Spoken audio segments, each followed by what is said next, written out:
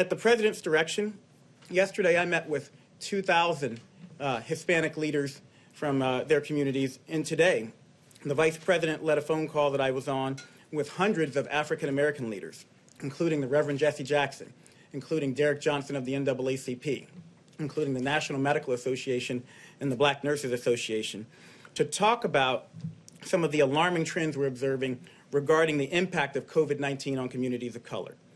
And you've heard the stats in New York City. Hispanics represent the majority of deaths. In Milwaukee County, blacks are 25% of the population, but almost 50% of the cases and 75% of the deaths. So what's going on? Well, it's alarming, but it's not surprising that people of color have a greater burden of chronic health conditions. African Americans and Native Americans develop high blood pressure at much younger ages. It's less likely to be under control and does greater harm to their organs. Puerto Ricans have higher rates of asthma, and black boys are 3 times as likely to die of asthma as their white counterparts. As a matter of fact, I've been carrying around an inhaler in my pocket for 40 years out of fear of having a fatal asthma attack. And I hope that showing you this inhaler shows little kids with asthma all across the country that they can grow up to be Surgeon General one day. But I more immediately share it so that everyone knows it doesn't matter if you look fit. If you look young, you are still at risk for getting and spreading and dying from coronavirus. The chronic burden of medical ills is likely to make people of color, especially, less resilient to the ravages of COVID-19, and is possibly, in fact, likely that the burden of social ills is also contributing. Social distancing and teleworking, we know, are critical, and you've heard Dr. Brooks and Dr. Fauci talk about how they prevent the spread of coronavirus, yet only 1 in 5 African Americans and 1 in 6 Hispanics has a job that lets them work from home.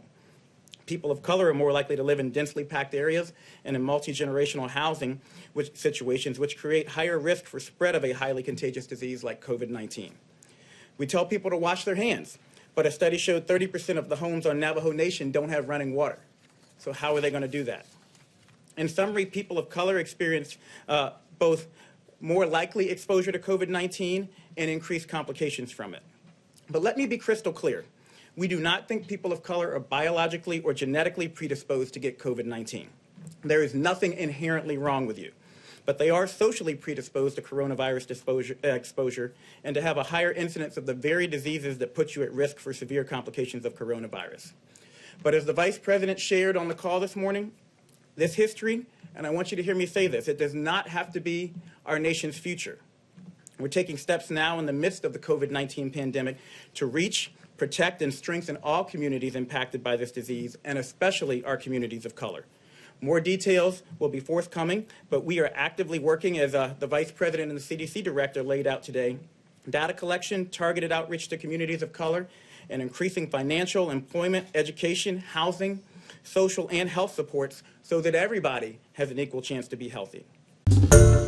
Hi everyone, George Stephanopoulos here. Thanks for checking out the ABC News YouTube channel. If you'd like to get more videos, show highlights, and watch live event coverage, click on the right over here to subscribe to our channel, and don't forget to download the ABC News app for breaking news alerts. Thanks for watching.